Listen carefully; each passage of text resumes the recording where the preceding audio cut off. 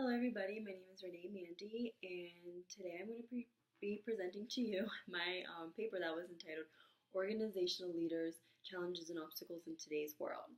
And then the research question that my paper specifically sought to address was, is today's society creating new challenges and obstacles for today's organizational leaders? I identified four main categories in which leaders are in fact facing new arising challenges and obstacles. The four main areas which I identify in my research paper is communication, diversity, technology advancement, and developing employees. So if we don't have a lot of time, I'm just going to dive right into talking about each of those categories and a little bit about each one and um, how it is a challenge to leaders today in comparison to years ago. And the first area that I'm going to talk about is diversity. Diversity is I want to say it's a growing issue because there's a lot of benefits to diversity. We have new ideas. We have people from different backgrounds offering different set of skills, different problem solving ideas. So there's actually a lot of benefits to diversity.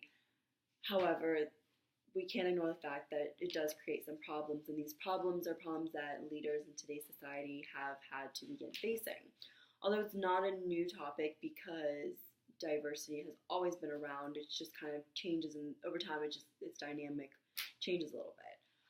In many organizations, including where I currently work, there's people from all different kinds of cultural backgrounds.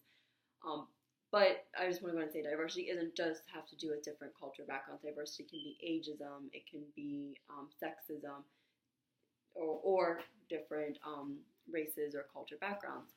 But this in itself is an aspect which leaders have found themselves having to face and deal with effectively and in a professional manner.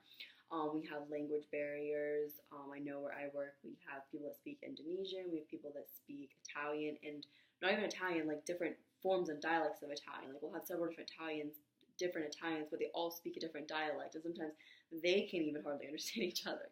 Hispanics, and we have different dialects of Spanish being talked within where I work, and then of course Americans, we have English speaking too. So my manager really has some language barriers that he has to overcome in managing the restaurant.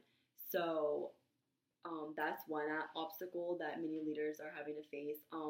Some companies and organizations are even suggesting to their employees to take diversity courses or classes to enhance their knowledge on the topic of culture diversity. Some organizations and companies are even requiring their supervisors to take classes on culture diversity to keep their knowledge enhanced on diversity and different cultures. And most importantly, it's important for leaders to act as role models, because when they're supposed to inspire and set the example for their followers on how to act and behave when it comes to certain topics of this.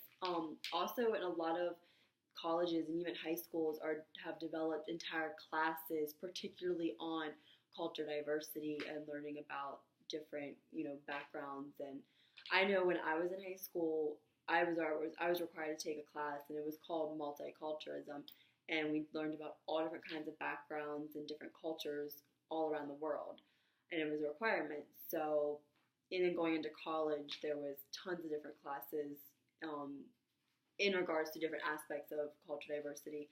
That there was, like, you have religion, specifically religion classes, different culture background classes that you can pick and choose and take, if you want to, about different areas you might want to learn. So that, and many companies and organizations are requiring individuals to take some of these classes, or it's becoming a requirement for certain degrees that you might pursue. The next category that I want to discuss is communication. Communication kind of, in a sense, coincides with diversity, in my opinion, because a lot of a lot of leaders are managers, within a company, there is a little bit of a language barrier which can create a challenge for communication.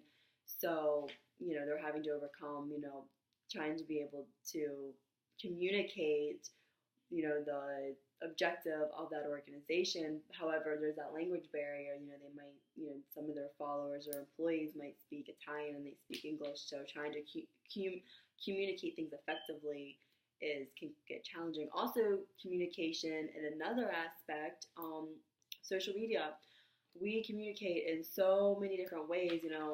50, 100 years ago, it was mostly face-to-face. Now we have texting, we have iPads, we have FaceTime. There's entire meetings done on conference calls or through like a FaceTime, sitting in a room on a projector, basically FaceTiming, you're the CEO of a company and, talking to, a group of individuals about, new objectives for that season or for that part of the year. So the way we communicate, managers have really had to adapt to new changes. Maybe a leader didn't really want to, partake in these certain ways of communicating, but if the CEO of a company or if, another, person hired from the company they are forced to be able to keep up with what is going on in that company. Also, let's see, the next subcategory that I want to discuss, that kind of leads us into the next subcategory, is technology advancement. This is a major one that has really shifted the way a lot of leaders lead, in a sense. We have Facebook, we have Instagram, we have Twitter, all kinds of different ways that you can use technology. And then we have computers, laptops. Almost everybody has a laptop. Email, everybody has email nowadays. Texting, FaceTime, mostly I already listed them, but technology advancement. And then now we have those like new, even cards. We have the chip cards now. A lot of businesses have been forced to, have those chip cards now. The technology advancement it is changing at such a fast pace, and that leaders trying to lead an organization have had to keep up with these, because being up to date on current global and technology trends is very vital for the business, and to make sure it's running in the most effective way possible. And a lot of these new technology trends do help your business to run more efficiently. However, you do have to stay up to date and on top of these new technology trends. And the last one that I want to touch on real quick before I conclude my presentation is developing employees. A lot of organization businesses have expanded dramatically over the years, and there's even still new businesses starting off. And it's important for leaders to develop their employees and coach and mentor them and relay to them what the organization company's objective is, to ensure that everybody within that company organization, as a team, they are collaborating and working effectively together. And as companies are expanding and leaders are in charge of more and more employees, this is, more challenging of a task to ensure that, maybe what a business that used to consist of 15 or 20 employees is now 1,000, and trying to ensure that everybody understands the objective of their department and the business as a whole is very important and critical to the effectiveness and outcome of that organization or company. So that pretty much is my research paper in a nutshell, and I hope you guys enjoyed it, and I look forward to hearing your presentations on your papers as well. Thank you.